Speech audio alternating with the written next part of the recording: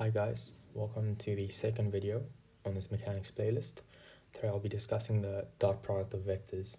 So the dot product, it is quite a straightforward calculation denoted by a dot, and it has various applications in math, physics, engineering, and mechanics. It is used in vector operations, used in projectiles, used in geometry and linear algebra. So it's very simple, it's very straightforward, but it's something that does occur quite often throughout your journey of university. So, well, first of all, last week we touched on simple operations of vectors, so addition, subtraction, and scalar multiplication, right? So this is basically where you have a vector like 7 and 4, and you multiply it by a scalar, and the scalar is just a number, let's say 2. You end up with 14 and 8, right? Very straightforward. In today's lecture, we're going to be talking about the dot product. The dot product is when you take two vectors, right, and you multiply them by each other. So let's say you have vector A over here, denoted by A1 and A2.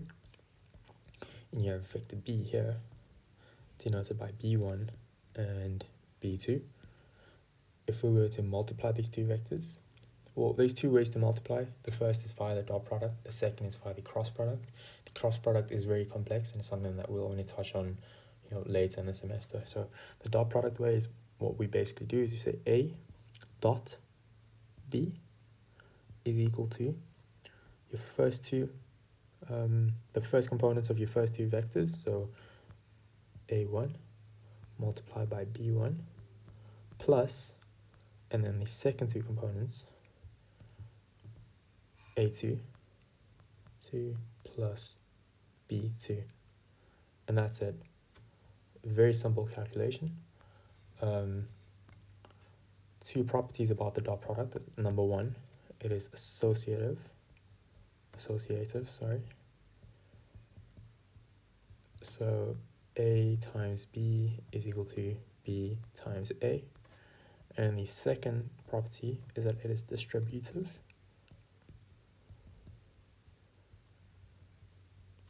So basically A times B plus C, and obviously A, B and C are all vectors, right, is equal to A times B plus A times C, right? There is a proof for this. I'm not going to go over that. I don't think you'll need to know it, but maybe just know that, it's associative and it's distributive. So we'll do an example on this. So let's say you're given vector A, which is 1 and 2, and vector B, which is 3 and 4. And I ask you to calculate the dot product between A and B. A dot B, you would say 1, and we take mostly the first components, 1 times 3 plus, and then the second components here, 2 times 4.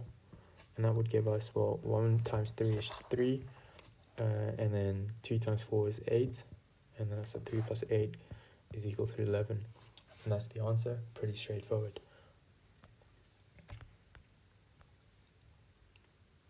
So now I want to touch on a bit of a geometrical understanding of the dot product. So say you're given vector A in this direction here, and vector A, and we'll say it is 7, 1. And then you're given vector B in this direction, and we'll put B as 2 and 4, right? This is not drawn to scale or anything.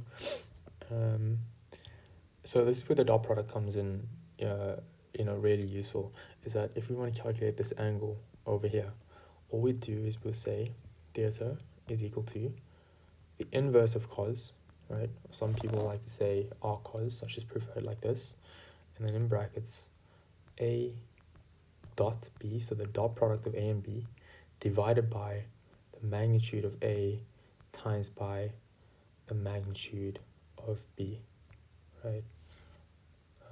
Maybe I can write that a bit better.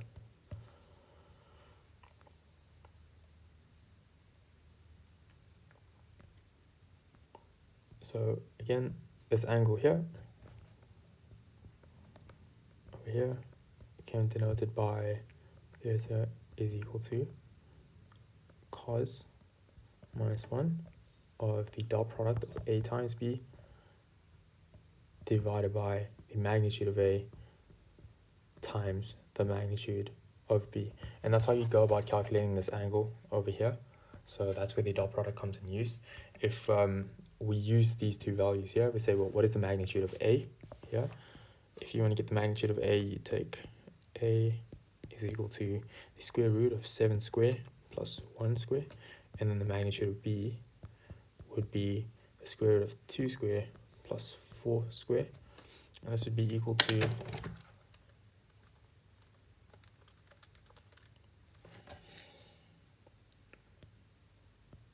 5 times the square root of 2, and then B would be equal to